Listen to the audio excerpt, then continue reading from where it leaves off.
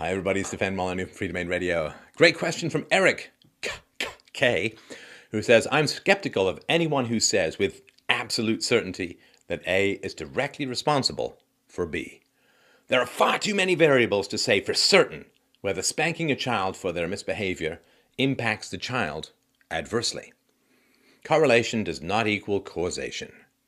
Just as one should be skeptical of the wage gap between men and women, etc., advocating something because you believe it can be admirable, but using flawed studies and statistics, typically undertaken by someone with an agenda, doesn't make you right. Now, for those of you who've been following my channel for the last little while, I have been occasionally typing 3 wonderful and hopefully instructive words underneath this kind of stuff, which is not an argument. And the reason I'm doing that is because people are not making arguments. So Eric is saying, this is the argument from skeptical confusion or whatever you want to call it. It's like, he hasn't actually disproven anything that I'm saying. He's just fear, uncertainty, and doubt mud farting over the whole set of syllogisms and saying doubt, and therefore so on, right? So anyone who says with absolute certainty that A is directly responsible for B. So this comes from we had Dr. Elizabeth Gershoff on the show and a variety of other experts. And they have done an analysis of, gosh, if I think it was right, over 80 spanking studies. And they found that spanking is highly correlated with a lowering of a child's IQ, with social dysfunction, with cognitive problems, depression, anxiety, and a wide variety of other negative outcomes. And, well, that's bad, right? Now, his arguments, or the arguments that come back against it, is he's saying, well, you see, but it's not that spanking lowers IQ, it's just that lower IQ people are more likely to spank, and because IQ has a genetic component, it's really the genetics that are transmitting both the spanking and the low IQ, it's not blah, blah, blah. Well, of course, that's been dealt with in the studies by measuring children before the spanking commences and afterwards, and seeing if the IQ lowers, and looking and controlling for a wide variety of other variables, malnutrition and so on. As well. So what happens is when people hear something that makes them uncomfortable, and since the majority of you who are listening to this were most likely spanked, and some considerably harshly spanked for considerable periods of time with considerable frequency, it's uncomfortable to hear that it had a destructive outcome. And so what happens is people hear something like these, and you can look at the truth about spanking. We can put a link to that below. But what happens is they hear that spanking is associated with negative outcomes. And I've not just done that. I've got, does spanking violate the non-aggression principle, which is the non-initiation of force? And I've got the whole argument series there. So once you have the theory that it's immoral and that happens to correlate with outcomes that are negative, right? Lower IQ, social problems, defiance problems, mental health problems, and so on. Okay, so we have something that's bad in theory, immoral in theory, and bad in practice. Well, see, that's worse than smoking. Smoking is not immoral in theory because it's your own body and so on. And forcing other people to breathe smoke, which is kind of what spanking is as an analogy, that's wrong. Spanking is without a doubt the initiation of force because it's not self-defense against a child's attack against you, right? I mean, so 80% of British moms hit their children before their children are even 1 year old. Well, I don't think they're doing that because their babies are launching themselves from the skylights in some sort of Kato-style ninja moves, nunchucking them in the boobs. So clearly that is the initiation of force. And the arguments about, well, you know, if the child's running into traffic or grabs a hot stove or whatever, well, those are invalid. Of course, it is your job as a parent to prevent your child from being in dangerous situations.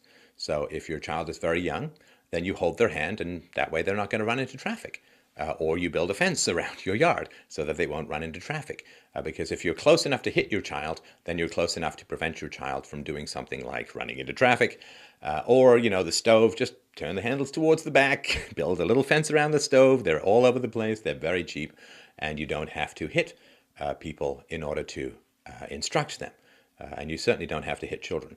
If your child is old enough to reason with, then you should reason with your child. And I started reasoning with my daughter morally and in other ways when she was 16 to 18 months. And the studies are very clear that even babies from 3 to 6 to 9 months can begin to make moral decisions and choose better paths.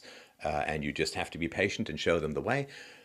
So if you're hitting your child, Either they are able to be reasoned with, in which case you're hitting them instead of reasoning with them, which is clearly wrong. What did we say? Use your words, not your fists.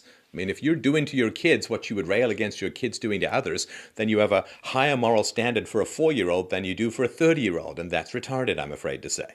So either you're hitting your children when your children are able to reason, in which case you're using your fists, not your words, or your hand, not your words, or your child is not able to reason because they're so young, in which case, why would you have expectations that they do something correct when they can't even find their own face with their hands? That's also quite ridiculous. That's like blaming a sleeper for not jogging.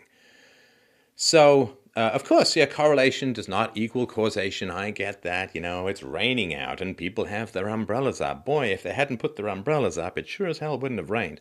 But that doesn't mean that we can't figure out some essence of correlation and causation. And the fundamental argument against spanking is that it's evil. It's immoral. It is the initiation of the use of force. It is bullying behavior because usually the people who are spanking are 5, 7, 9, or 10 times the size of the people that they're spanking. Children are helpless and dependent upon their parents. Children are not in a chosen relationship, right? You can choose to have children. Your children don't choose you. Your wife can choose to date you, to become engaged to you, to get married to you. She can choose to leave at any time. And we recognize that hitting your wife when she doesn't do what you want is assault and is immoral. Well, clearly we should have higher standards of behavior in less voluntary relationships. And also, I was taught when I was growing up that whenever there is an imbalance of power, higher moral standards are required. So, of course, if co-workers want to date, that's one thing because they don't have any power over each other.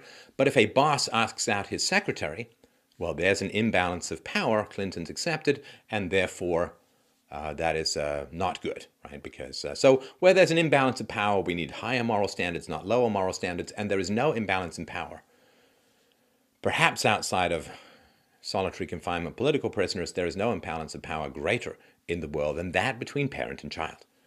You have size on your side, you have independence, you have economic authority, you have economic independence, you have the law on your side, and the child is helpless and is there, can't leave, can't run, and so on. So the idea that where the power imbalance in a human relationship is the greatest, we should have the greatest capacity to initiate the use of force, that makes no sense whatsoever at all.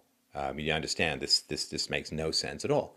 That's like saying, well, it's really wrong for a car salesman to beat you until you buy a car, but it's perfectly great for a political prisoner to be beaten until he confesses because X. So when people fire this fog of, well, you haven't proven causation beyond a shadow of a doubt and so on, well, I mean, they're just showing their emotional defenses. They're just showing that they are avoiding the argument within their own mind by fogging out. The giant fog machine of fear, uncertainty, and doubt is what people generally spray over the predation of truth. Like if you chase an octopus, it releases all of this ink into the water, or if you chase a reporter, he releases all of this ink into socialism. And this fear, uncertainty, and doubt is, well, you haven't proved beyond a shadow of a doubt, and you can't prove 100%, blah, blah, blah, blah, blah, right? Yeah. But you see, that's not how the law works, right? Beyond a reasonable doubt is how the law works. You could always say, well, this guy who you caught on tape strangling the hobo, he could have been beamed in, he could have been an identical twin, it could have been a wrinkle in the space-time continuum, blah, blah, blah. Well, maybe the guy wasn't choked. Maybe he just really grabbed his own throat and all the air molecules randomly through Brownian motion happened to move to the top of the room and the bottom was a vacuum. And well, it's not how we make decisions in the real world, right?